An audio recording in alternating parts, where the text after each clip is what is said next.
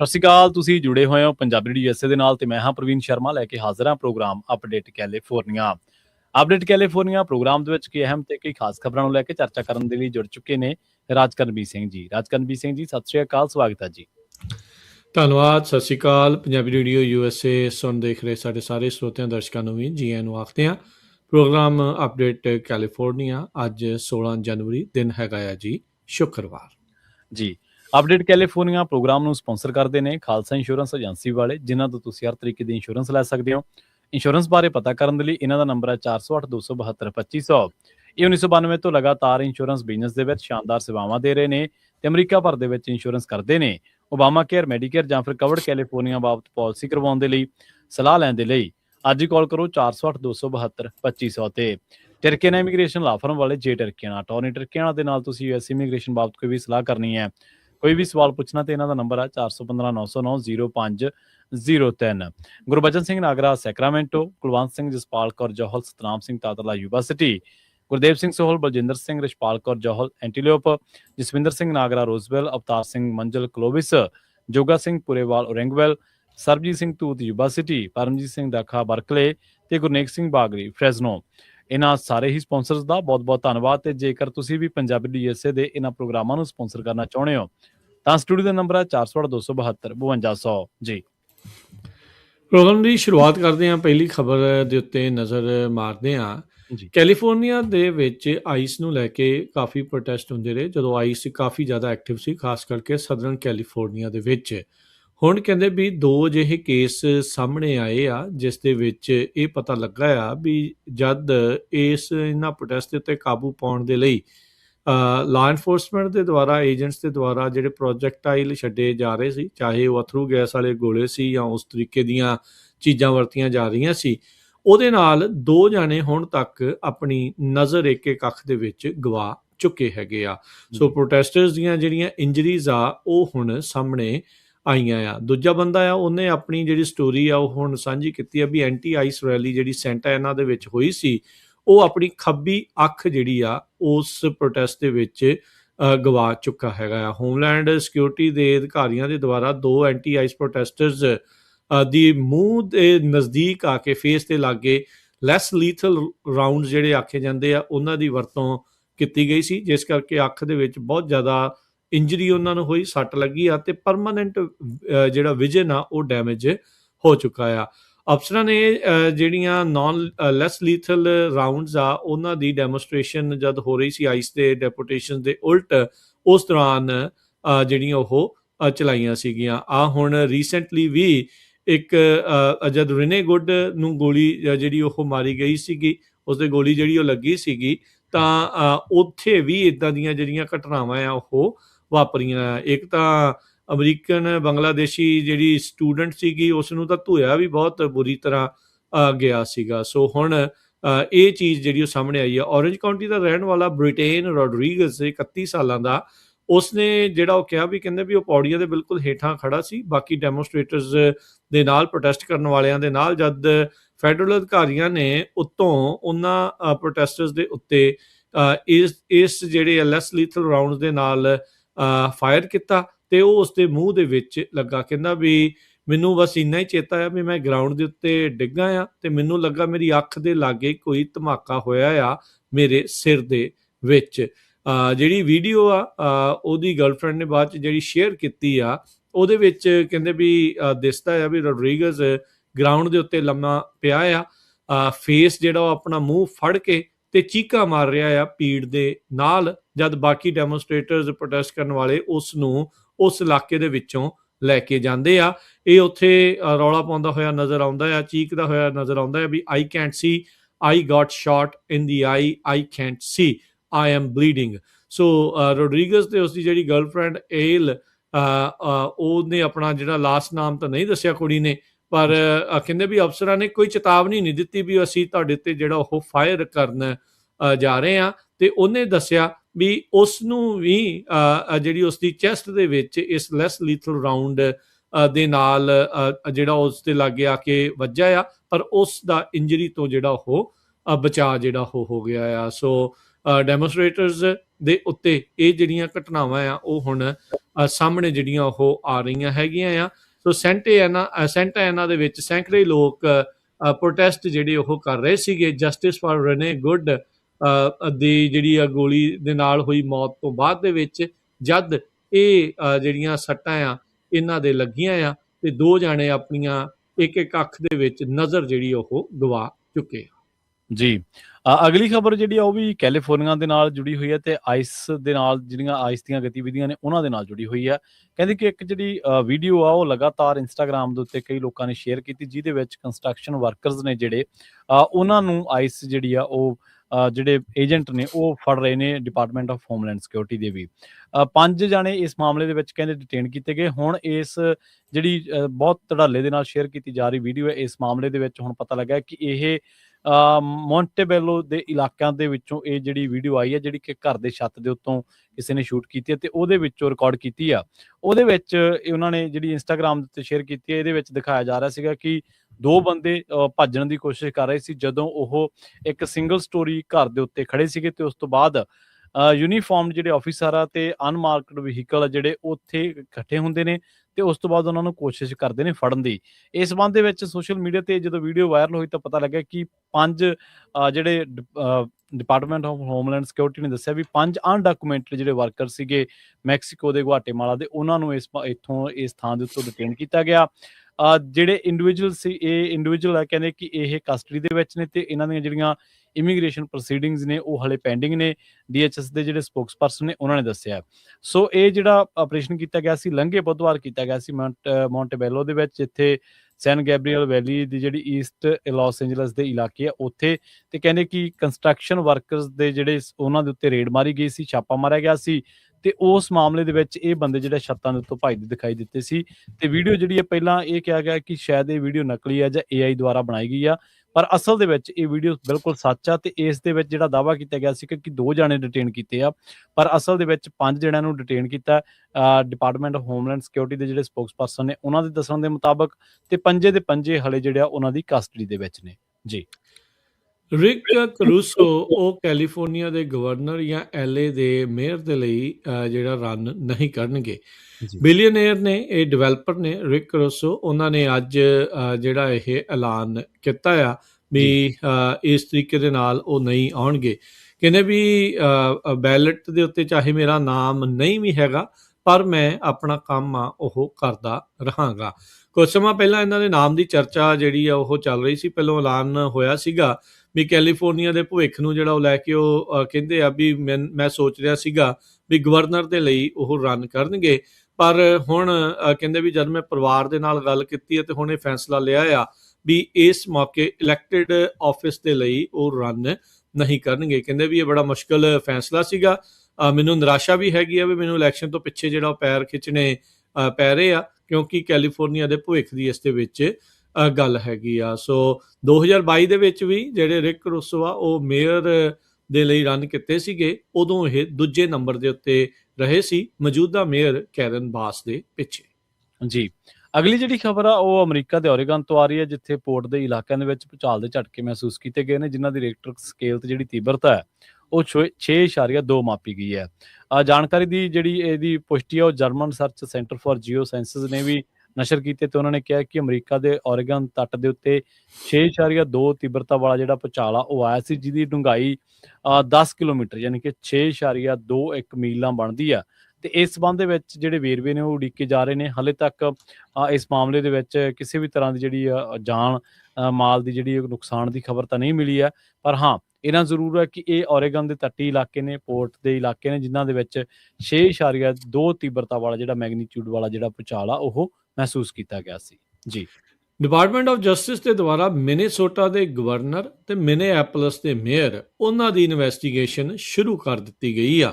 ਇਹਨਾਂ ਦੇ ਉੱਤੇ ਕਥਿਤ ਤੌਰ ਦੇ ਉੱਤੇ ਹੁਣ ਦੋਸ਼ ਆ ਵੀ ਕਹਿੰਦੇ ਲਾ ਇਨਫੋਰਸਮੈਂਟ ਦੇ ਕੰਮਕਾਜ ਦੇ ਵਿੱਚ ਇਹਨਾਂ ਨੇ ਵਿਘਨ ਪਾਇਆ ਆ। ਇਹ ਸੋਰਸਿਸ ਕਹਿੰਦੇ ਵੀ ਦੱਸ ਰਹੇ ਹੈਗੇ ਆ। ਸੋ ਟਰੰਪ ਹੁਣਾਂ ਦੇ ਜਿਹੜੇ ਇਮੀਗ੍ਰੇਸ਼ਨ ਕ੍ਰੈਕਡਾਊਨ ਦੇ ਮੋਹਰੇ ਜੋੜਾ ਵੀ ਆ ਰਿਹਾ ਆ, ਉਸ ਨੂੰ ਗਾਹੇ ਬਗਾਹੇ ਇਨਵੈਸਟੀਗੇਸ਼ਨਸ ਦਾ ਸਾਹਮਣਾ ਕਰਨਾ ਪੈ ਰਿਹਾ, ਜਾਂ ਕਹਿ ਲਓ ਵੀ ਜਿਹੜਾ ਵੀ ਟਰੰਪ ਹੁਣਾਂ ਦੇ ਉਲਟ ਕੋਈ ਵੀ ਗੱਲ ਕਰਦਾ ਆ ਤੇ ਜਸਟਿਸ ਡਿਪਾਰਟਮੈਂਟ ਦੀ ਵਰਤੋਂ ਕਰਕੇ ਉਹਨਾਂ ਦੇ ਉੱਤੇ ਕੇਸ ਠੋਕ ਕੇ ਉਹਨਾਂ ਦਾ ਮੂੰਹ ਬੰਦ ਕਰਾਉਣ ਦੀ ਕੋਸ਼ਿਸ਼ ਦੇ ਵਿੱਚ ਇਸ ਟਾਈਮ ਲੱਗੇ ਹੋਏ ਆ।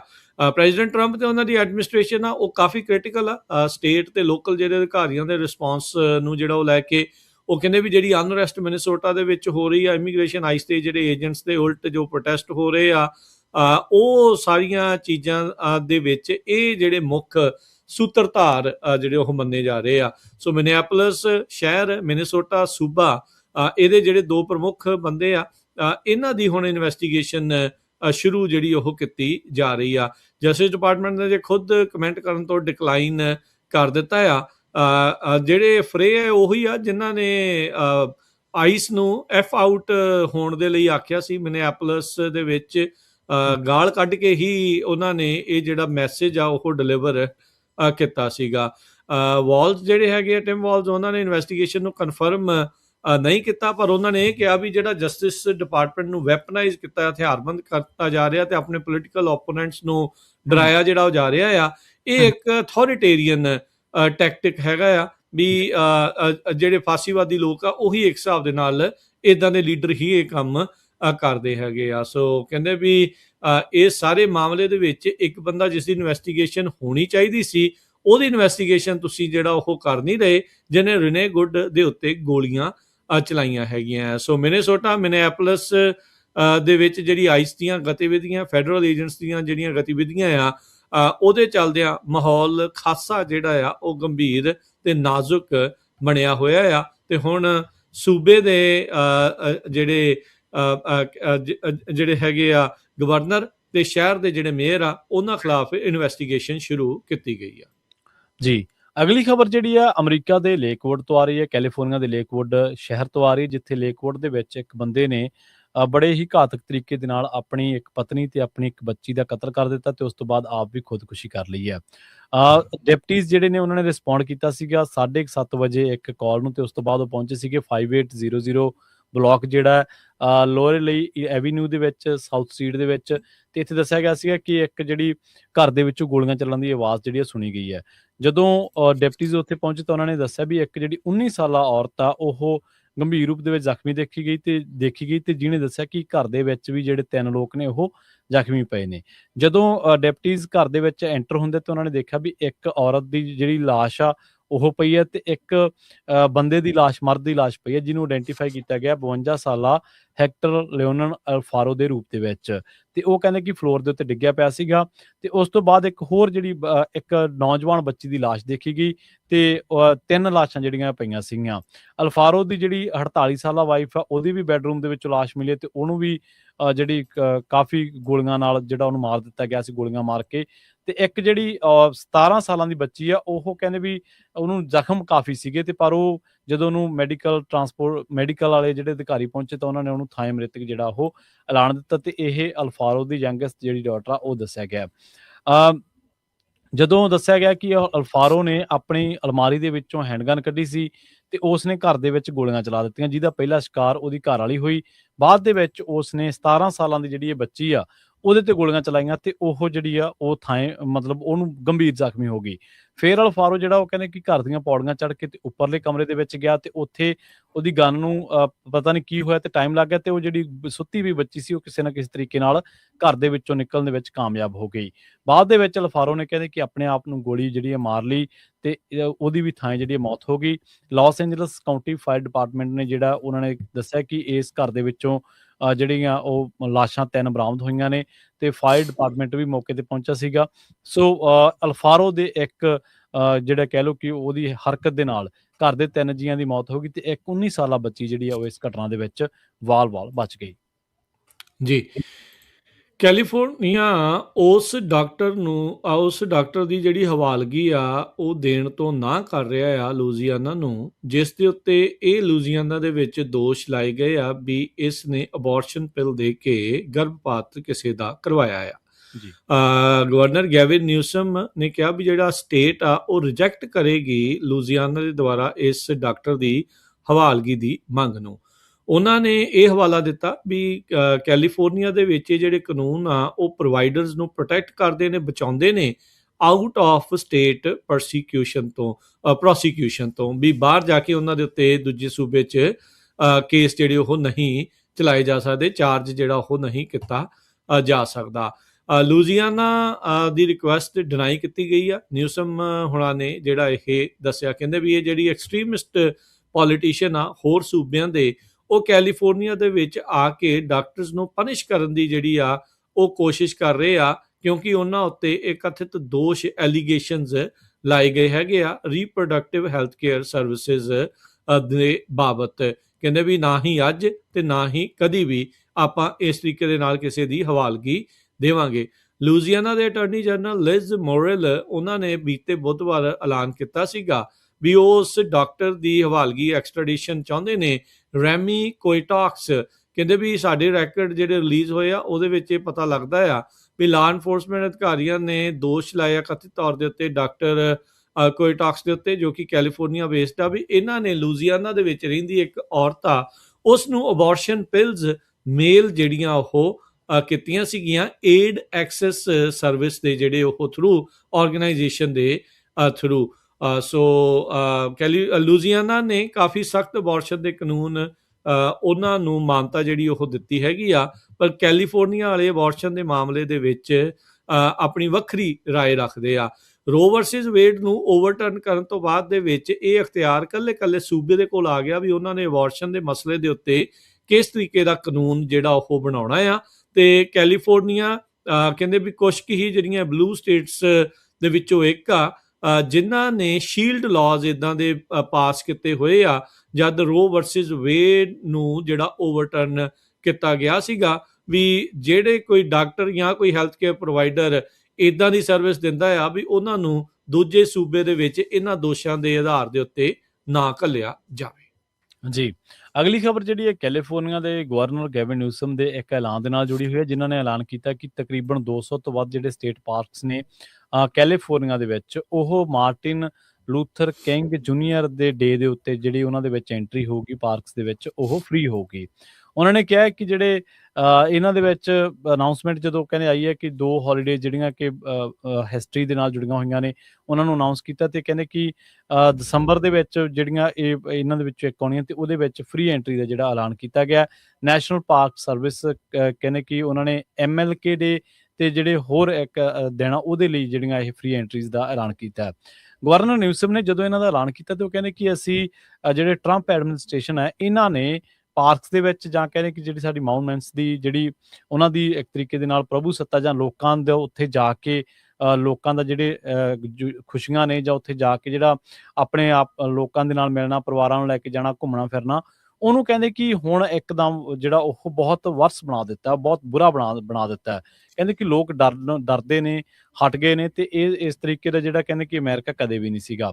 ਪਰ ਕਹਿੰਦੇ ਕਿ ਲੋਕਾਂ ਨੂੰ ਹੱਕ ਹੈ ਕਿ ਉਹ ਕੈਲੀਫੋਰਨੀਆ ਦੇ ਸਟੇਟ ਪਾਰਕਸ ਦੇ ਵਿੱਚ ਮਾਰਟਿਨ ਲੂਥਰ ਕਿੰਗ ਜੂਨੀਅਰ ਡੇ 2026 ਦੇ ਦੌਰਾਨ ਜਾਣ, ਕਿਉਂਕਿ ਕਹਿੰਦੇ ਕਿ ਜਿਹੜੀ ਡਾਕਟਰ ਜੂਨੀਅਰ ਕਿੰਗ ਦੀ ਜਿਹੜੀ ਲੈਗਸੀ ਆ ਉਹ ਡਿਜ਼ਰਵ ਕਰਦੇ ਕਿ ਉਹਨੂੰ ਹੋਨਰ ਕੀਤਾ ਜਾਵੇ, ਨਾ ਕਿ ਉਹਨੂੰ ਰੇਜ਼ਡ ਕੀਤਾ ਜਾਵੇ।